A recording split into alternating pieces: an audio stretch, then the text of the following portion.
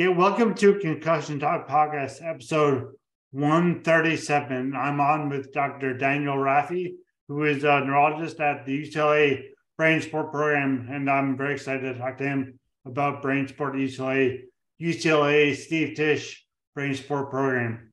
And we'll get right to that, but first I will thank my sponsor, Headcheck Health.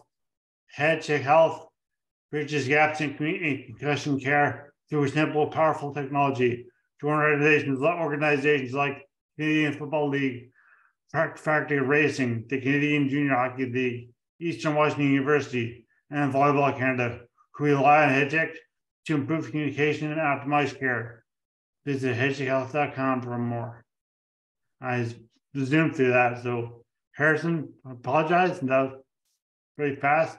But before that, so please, subscribe, rate, and view, support the podcast. You can also support it by going to, because this will come out on November 22nd, which will be the day that the sale, 40% off sale for the Concussion Talk store. Go to concussiontalk.com, the store page, and it'll take you to T Public, and you can get everything. So hoodies, obviously, which I have on. T-shirts, mugs, blah, blah, blah, all that stuff. And you search the store, and it'd be great if you could support the podcast that way. And they can guys do find this podcast for BGet Podcast and on Good Pods. And I've really zoomed through all this, but I wanted to talk to Dan and about the program. So thanks so much for being on the show. Thanks, buddy. Number 137. You've been doing this for quite some time. I'm honored and humbled to be here. Absolutely. Thanks, son. Thank you so much. Yeah, so it's been about 7 years now, just over 7 years. And so I know because you guys do a great podcast too, which I mean, if anyone doesn't know, the UCLA Steve Tisch BrainSPORT program, so BrainSPORT Podcast, and which Dan is the host of. So well, first I'll get to ask you if you can just tell us what the UCLA Steve Tisch BrainSPORT program is about and what sport stands for. And it's an acronym, not necessarily just to name the word, but it's an acronym. So can you tell us what that's all about? Yeah. So the UCLA BrainSPORT program was founded for a couple of different things and a couple of different missions.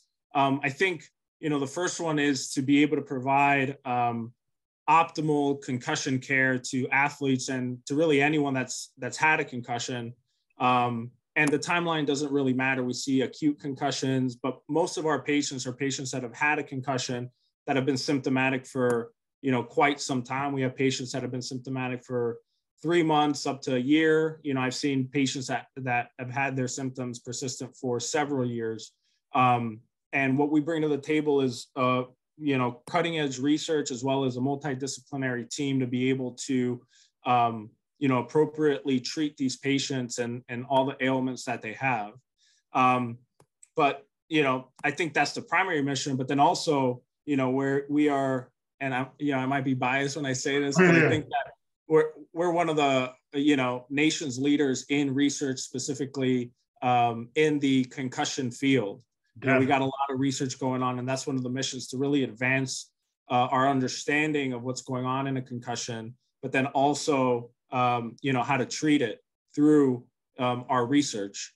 But then also another mission of the program is to a community outreach, right? So being able to get out there in the community, being able to educate people on, what a concussion is, what it isn't, what are the, results of having a concussion, what they aren't, and then, what you should be doing.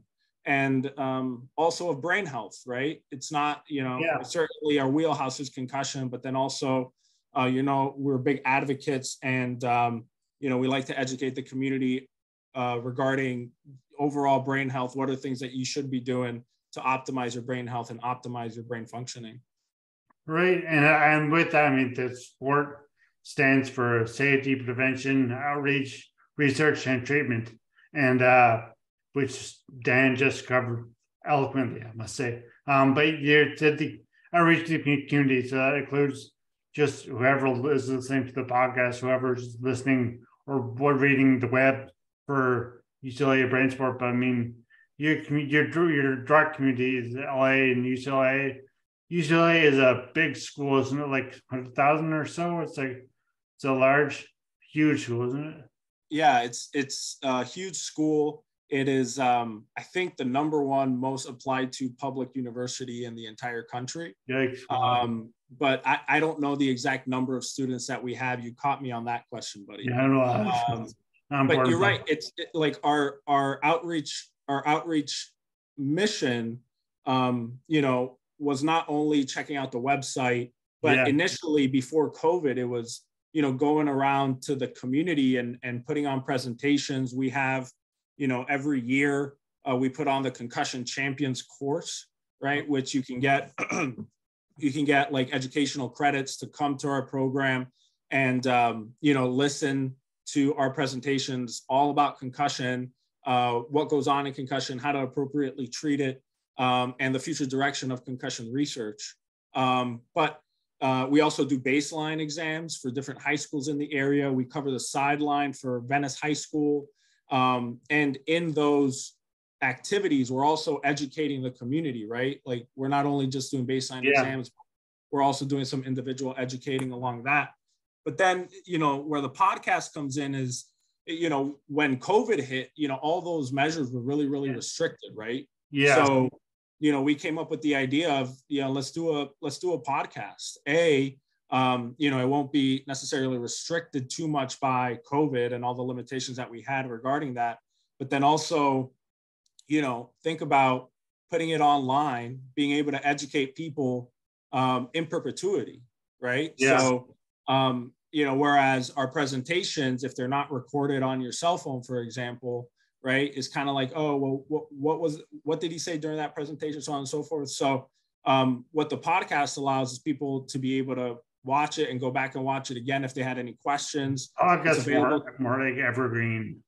Exactly. And then it's available to anyone, right? Yeah. Not only nationally, but internationally. Yeah. So, yeah. That's great. And you were in, before we started recording, you were saying you are a neurologist and you're on call actually. So hopefully we'll be able to have Dan for the whole show, but he may be rushed away. So, but in the meantime, you were saying that you were part of the program of UCLA. You came through UCLA, the BrainSPORT program, and also I read that high schools are also, you pick 3 or 4 high school students a year who come into the summer, I guess, obviously. Excellent point. We also take on undergraduate and high schoolers that want to come have experience and volunteer. So volunteers are certainly a big support of our program. You can get involved with a lot of the different activities that we're doing, which are many. You can get involved in our research, and you can learn a lot. I think it's an excellent, awesome experience. And then you also get mentored by some really intelligent people like Chris Giza, Kevin Bickhart, Muriel Che, a lot of national leaders in their field. So I think it's an excellent opportunity. Definitely. I mean, sounds amazing. And it's certainly a lot of great resources. Like we were just talking before about Chris Giza, who I don't know, but I know who he is on Twitter and through other contacts I had in the DPT world. But but you and obviously as a neurologist, you knew about concussion. I heard you interviewing a player named the Oregon soccer player you're interviewing a while ago. She had concussions, and it's a great podcast. So definitely check any of the podcasts out of BrainSPORT. But of course, let's just listen to this one first, and then go find these BrainSPORT podcasts, or pause, just download this box, then go to that one. But anyway, either way, download this one first. Yes. Right. Watch this one all the way through, and then maybe go on if you guys have time. But just in case, download those ones. Just in case you don't have time, download them first. And then when you come on mine, they'll watch mine. We'll make sure they watch the BrainSPORT podcast first, and then come over to this one. Exactly. Yeah. That's we got it all planned out. Don't worry about it. Yeah. So but what you started? Were you the first host? Or I mean, I kind of know because I watched them, but I mean, you were the first host of the BrainSPORT podcast, and what have you? And the only host. So what have you? I mean, obviously, as I was trying to say beforehand, but I got distracted. You learned a lot about concussion in your education, but and through your mentors in the program, but what have you learned via the podcast about concussion, about say the lasting symptoms, the PCS, persistent concussion syndrome, or post-concussion syndrome, whatever you'd like to call it. But what have you learned about concussion through the podcast?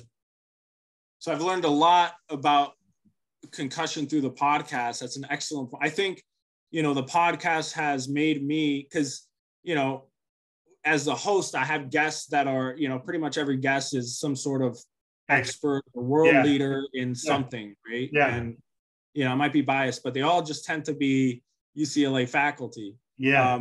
And certainly that puts a lot of pressure on me to be prepared and have sort of a certain foundational understanding going into the episode. And doing that, holding myself to that sort of like higher expectation has really, improved my understanding of concussion, understanding of all those topics that we talk about. And I think overall a better clinical neurologist, but I think, also we got to give shout out to the fellowship, right? So I went through the sports neurology and traumatic brain injury and concussion fellowship at UCLA. So although I'm still learning a lot, and I have learned a lot through the podcast, I think where my most understanding of concussion comes from is from that awesome 2-year fellowship that I did at the UCLA BrainSPORT program. And, I've learned a lot, right? Like, what do you want to talk about? I think that, what I've been finding, and again, I might have a skewed view because most of the patients that I see are, what we call persistent post-concussion symptoms, right? Yeah.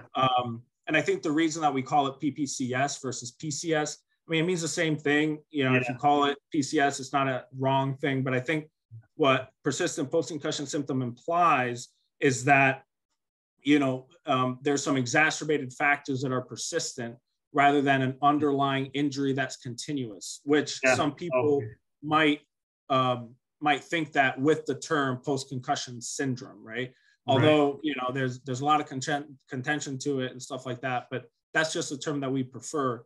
And, what I've learned is that there's a lot of people out there with persistent post-concussion symptoms after their concussion, right?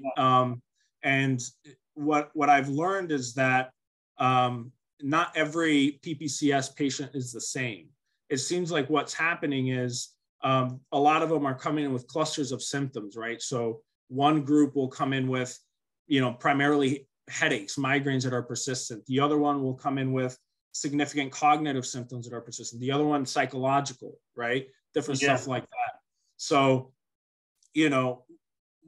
so because of that, then we need to start grouping these patients into what we call phenotypes, right? Which means, okay, well, can we group these patients into the kind of symptom cluster that they're coming in with, and then target appropriate therapy that would be best for them, considering the symptom cluster that they're coming in with. That we know, that we can see, Exactly. And that's sort of a transition into the research that we're doing with the Care for Kids research. It's this $10 million multi-center grant that UCLA is a part of that is doing that, right? So we're taking pediatric concussion patients and we're trying to, group them into these different symptom clusters, and also doing physiological metrics after their concussion, like heart rate variability, their end tidal CO2 level, their cognitive function, different stuff like that, to be able to delineate, okay, can we say we have a migraine symptom cluster, we have a cognitive symptom cluster, we have a psychological symptom cluster. And if we're able to cluster those, then we're able to figure out what's the optimal treatment for these clusters of patients, and then we can institute that. So that's where I see the future research and future clinical care of concussion and persistent symptoms headed in. Is that your? Because I know actually, one of my friends, a good friend, but I've never actually met, but she's a DPT in Utah, Lauren Zayaks, and her colleague, well, not really colleagues, not work together, but we're writing papers. They just presented at the beginning of this month in Chicago at the ACRM about dysautonomia, and because she suffers from that, because she's had a bunch of concussions and not suffers. I don't like that word suffers, and I don't think she did either, but she experiences that, and so they've done a lot of work about dysautonomia, and that when you talk about your heart variability and those issues, and I know then blood pressure and stuff, and those are areas that you find interesting. Are you doing research yourself into like those areas, or you reported stuff, or do you amalgamate all the information, or do you? So I think that is an extremely interesting field, the dysautonomia field, and I think it's something that a lot of patients that are persistent, particularly, are suffering from. We have a lot of patients that come in with, and we diagnose them with POTS, right? Yeah, so the postural.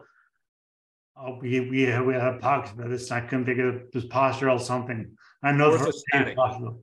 Yeah, but so it's postural orthostatic tachycardia syndrome. Right. Tachycardia. The underlying issue involved with that is a dysautonomia, right? Yeah. Where your sympathetic nervous system is a little bit more hyperactive than it should be, right? So there's this imbalance between your sympathetic and parasympathetic nervous system that, when you stand up. So POTS is usually diagnosed when you change positions, right? So like when you go from sitting to standing, laying to sitting, that your heart rate just jacks up, right? Yeah. And it'll jack up like greater than 20 beats per minute, right? And the reason for that, the theory for that reason is because your sympathetic nervous system just is hyperactive. So it just dumps all assumes that you're like in flight already.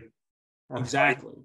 Yeah. Exactly. Yeah, absolutely. So I think dysautonomia in concussion, especially in persistent symptoms, certainly seems to be an issue, right? Because I mean, you can then like extrapolate that out to not only, it affecting your heart, but then what does a hyperactive sympathetic nervous system cause, in your day-to-day life, right? Can it contribute to hypervigilance? Can it contribute to anxiety? What kind of symptoms that you're having in your PPCS are they contributing to, right? It can be a lot of different things, So I think that I'm super excited and very glad that there's research going into it, because certainly we got to figure out some treatments for a hyperactive sympathetic nervous system. And that's where HRV comes in too, right? Being able to measure HRV. HRV is a good measure for heart rate variability.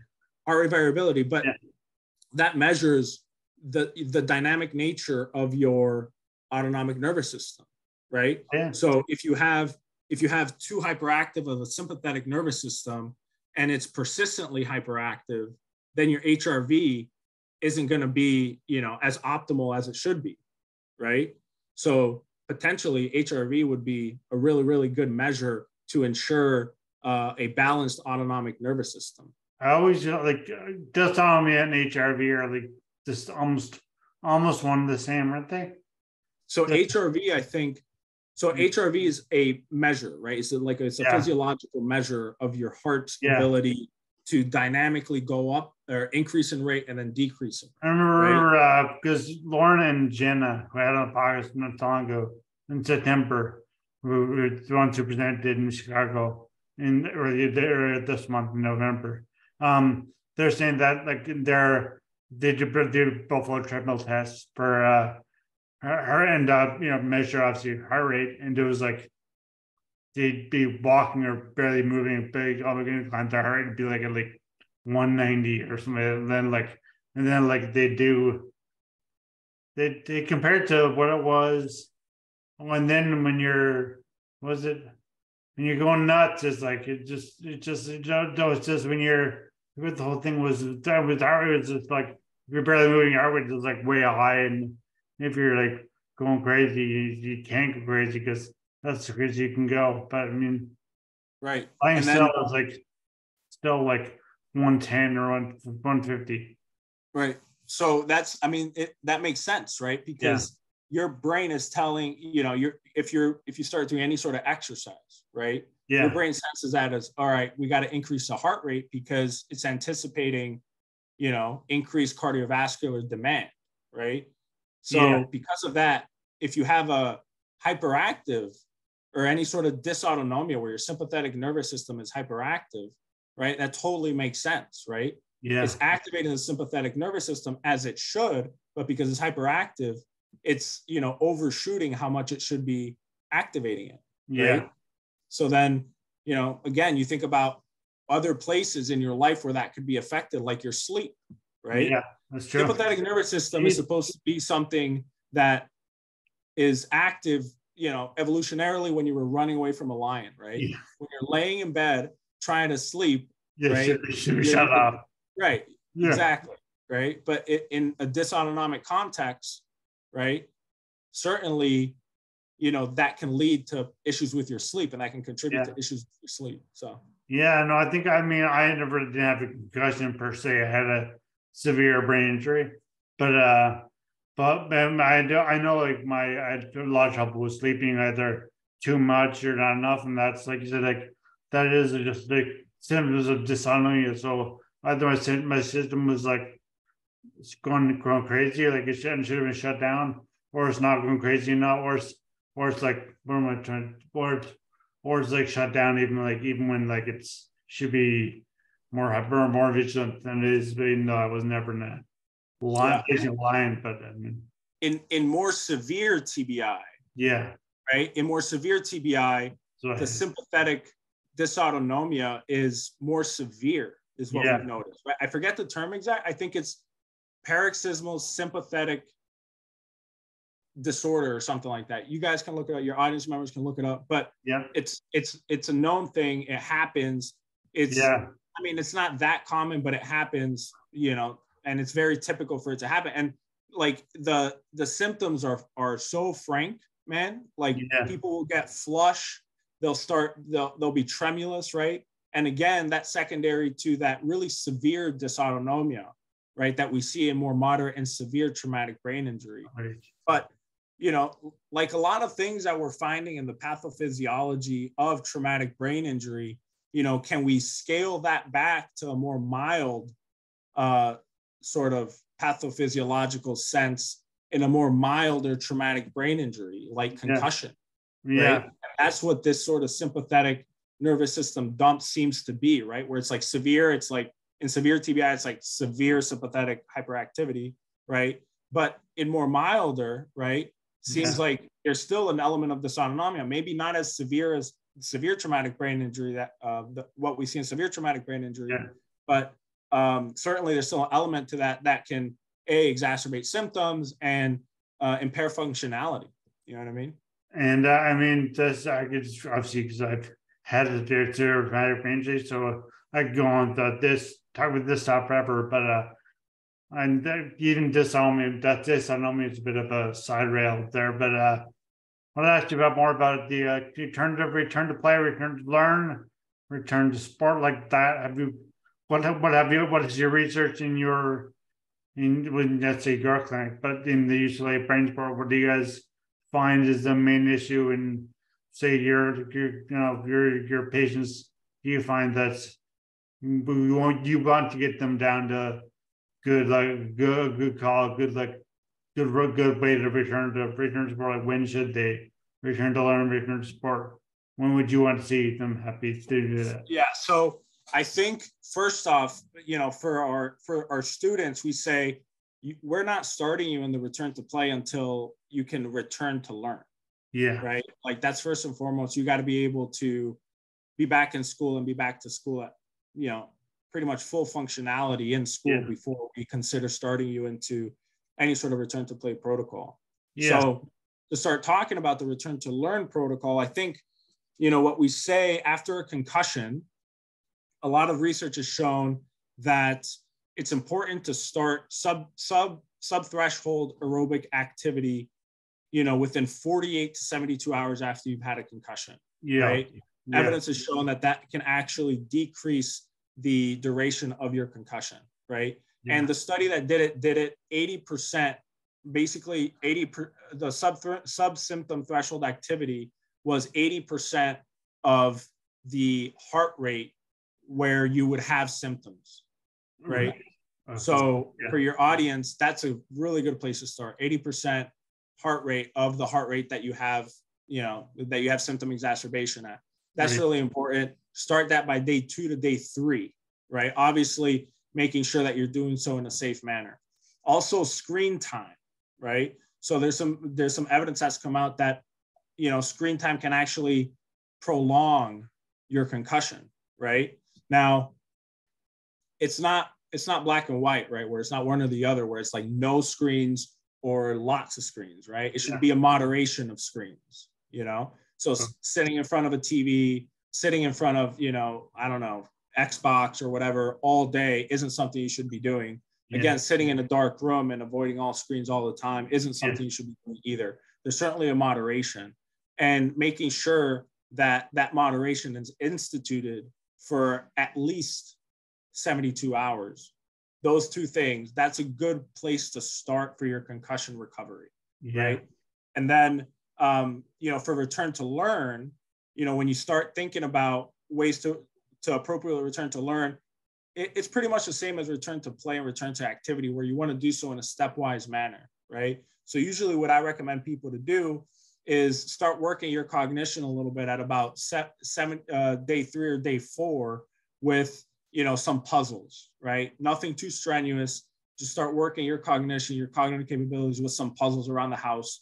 And then when you get back to school, right, that's going to really involve a lot of like a teamwork approach between the doctor, your parents, and the school personnel and the caregivers, right? Yeah. Where, there should be accommodations in school, right? Because you don't want to strain too much, both from a cognition and a physical activity standpoint. Yeah. You don't want to strain too much, because certainly that can also prolong concussion, right? And when you're back in school, for caregivers and teachers out there, I would recommend they check out the CDC.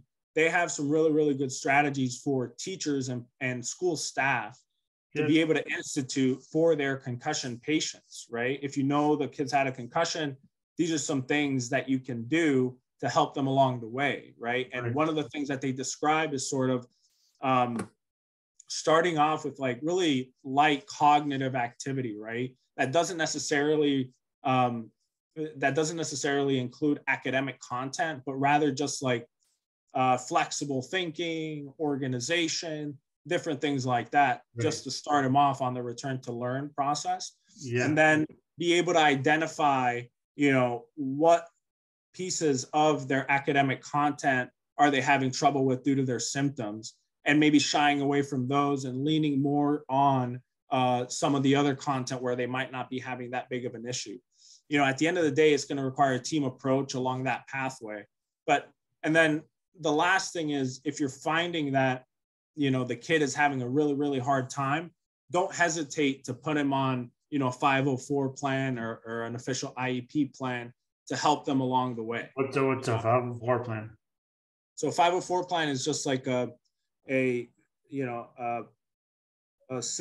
of a system that's instituted in the school to be able to make sure that that student is being provided with appropriate accommodations due to their concussion and due to their symptoms. Okay, we're trying. I know, I'm not in the U.S. first of all, but I'm in Canada, but we're trying to get a protocol going here, or get more discussion in schools here, which is sorely lacking in New Land Brain Association, which I'm on the board of. We're trying to get that going through, and these things so when kids have had a concussion, if they feel supported in school and they get some sort of adaptive measures that can happen for them, But also we're talking about return to play and return to sport, like what you can do that, but screen time a lot. I mean, also I would say socially, but how do you feel about this? So what do you know of, or have you guys done any research, or do you just suggest that people do with the social interaction after a concussion? Should they obviously shouldn't sit in a dark room, shouldn't avoid all activity, but what should they do in terms of social interaction, like talking to friends on the phone, or I guess not, I don't talk as much on the phone anymore, but on Zoom or whatever. Yeah. So look, I think that what overall, whether it's like return to sport, return to learn, you really want to be able to get these kids back to a sense of normalcy, right? That is super, super important. The effect psychologically of having a concussion is pretty substantial, especially if you haven't had a concussion before, right? So you want to be able to bring a sense of normalcy to any kid that's had a concussion, right? And I think social interaction with friends is a key to feeling that normalcy, you know? So I think that's super important. And also sort of like back to school thing, you know, I mentioned sort of the cognitive support, but also there's got to be support there psychologically and emotionally, right? Where if a kid's getting frustrated, you know, acknowledge that frustration, which is understandable, right? And encourage and motivate, you know, the student to you know, potentially move past it. One thing I love about on your podcast, but it's a lot of things, but like one thing is that you always, Sheila and I remember, I remember watching it's one with the woman from the Oregon soccer team talking about how and there's more than that, but also just not just, I mean, concussions do happen in sport and soccer and football and hockey or baseball, soccer, soccer a lot and football a lot and hockey a lot. Jeez. But concussions happen a lot. Yeah, exactly. But they do happen a lot. But you know, the sport is there's just something about activity, whether it's sport or it's competitive sport or just doing a good activity with their friends. I mean, concussions will happen, but I mean, don't avoid those activities altogether. There's so much benefit to get from those activities. Just make sure, as the first S of sport says, please be safe and prevention, of course. So and let me hammer that point home, because that's an excellent, and it's, you know, sport has a lot of benefits, right? And obviously, you know, we're talking about the risks now, and you mentioned them, and you know, we need to acknowledge those, but we also need to acknowledge the flip side, the benefits of it, right? These build not only lifelong lessons of, you know, discipline, motivation, resiliency, you know, but they also build social structure. Camaraderie, right? And all, camaraderie, right? Exactly. A lot of things, you know, that I personally experienced, you know, growing up playing sports, right? And a lot of people have too. So, you know, I think it's very, very important to note that for the viewers and for anybody else out there. No, I mean, I was injured actually cycling. I was injured during sport. I know cycling is not the social is. Well, it gets more advanced, but not my level wasn't that social.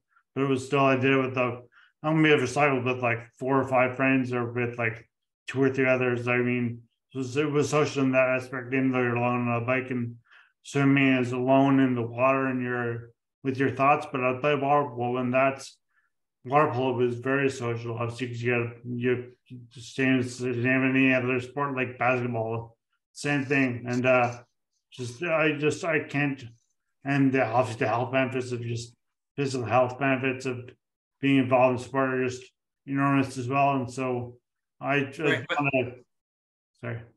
And that's the thing, right? Like, even if it's not a team sport, certainly team sports have benefits, right? Like teamwork, working with other people to be able to accomplish a goal. But then also even these solo sports, right? It teaches that there's no one else out there other than you, and you're the one that has to accomplish this goal that you've set out to do. No one's coming to help you. It's got to be you, right? So that in and of itself builds a sense of resiliency that you then carry over to other parts of your life, right?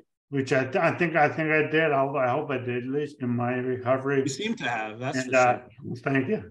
But but it's but again, the thing it builds the confidence and everything. So I mean, it's just so important just be involved in whether or not maybe you don't like sports, but like be involved in some activity with the group. And if you're not involved in sports, just find some way to stay healthy and stay active and be involved. Hopefully, team sports I think are just a great, not cure all, because that's a dangerous term, but still, but it kind of is.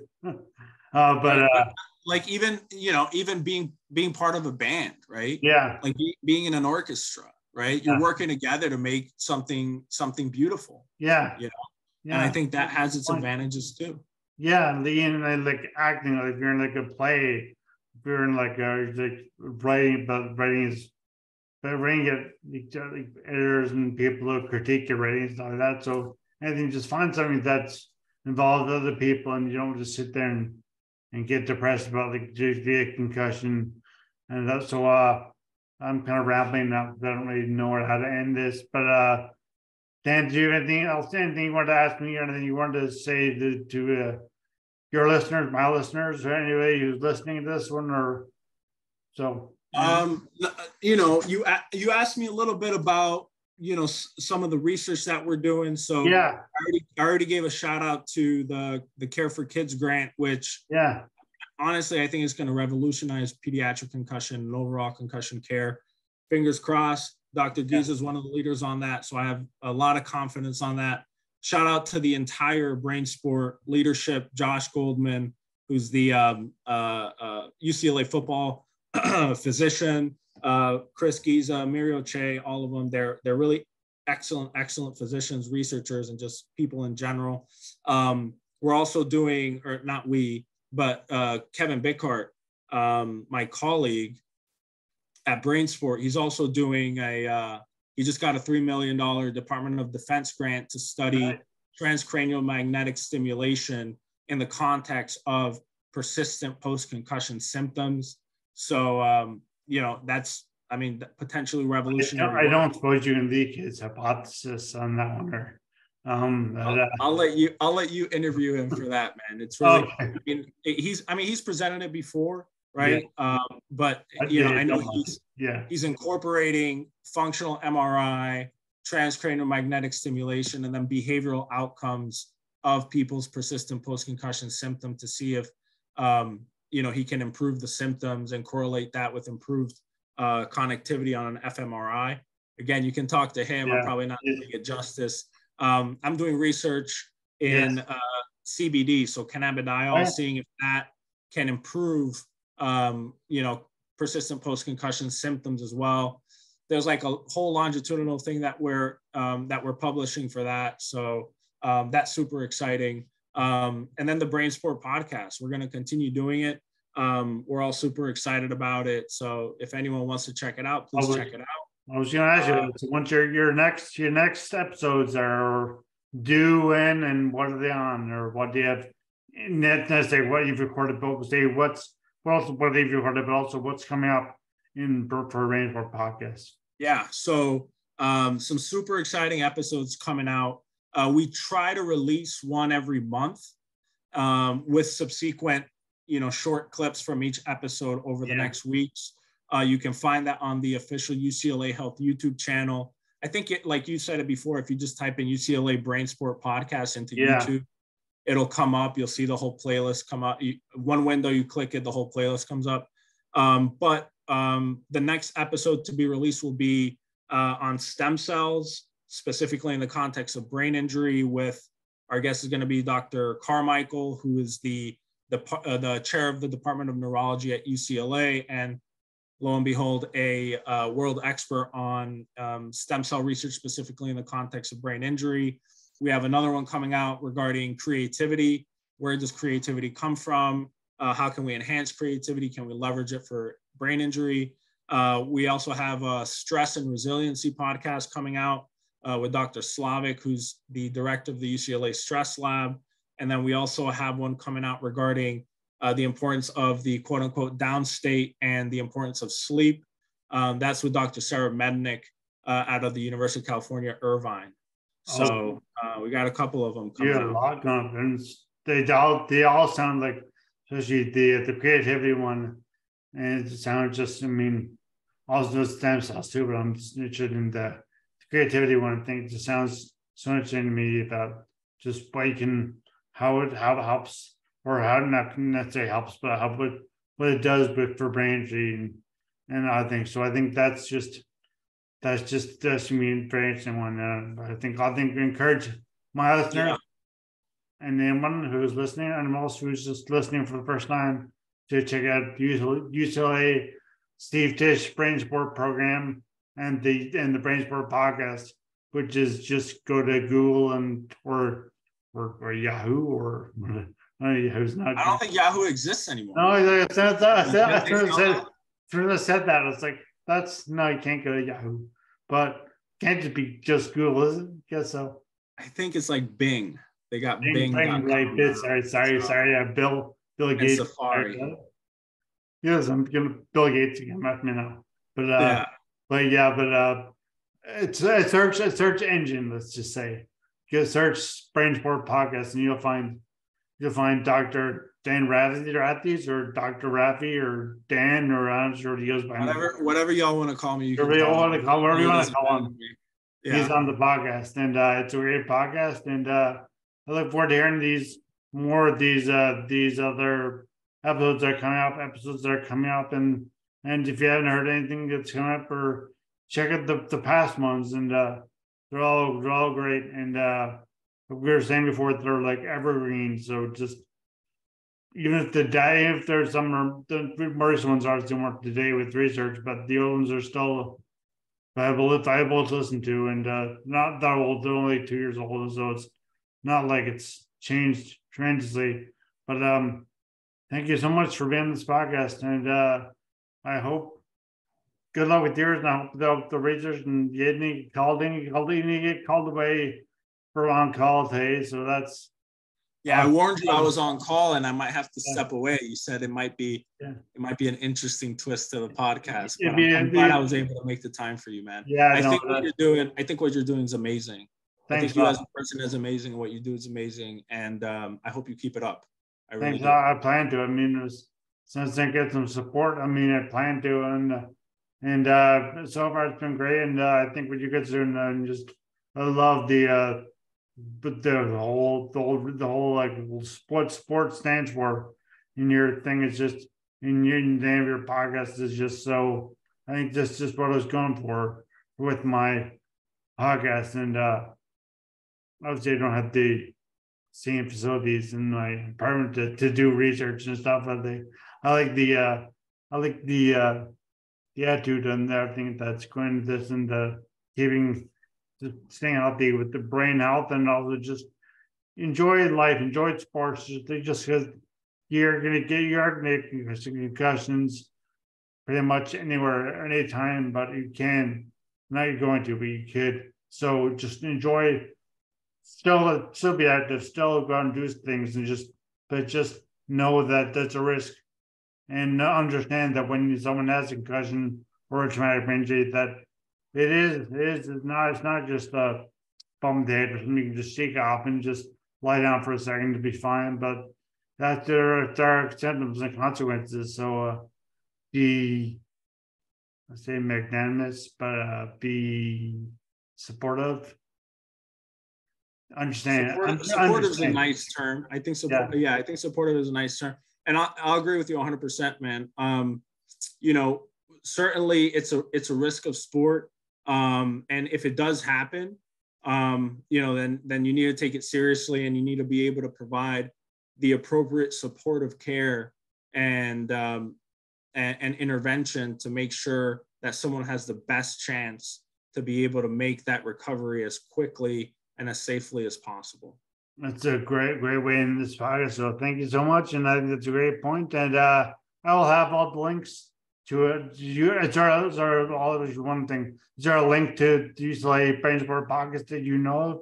Or I'll just I'll put all of it in the podcast description, but if there's a link that you, or a Twitter feed or Instagram feed or a Facebook feed or whatever. Yeah, I can send, do you want me to send you just the link where the playlist is? Sure, yeah, I'll include that in the description. So check out the description for all the great BrainSPORT podcast links. And thanks so much, Dan. Thanks, buddy. Appreciate it. Stay safe. Thanks.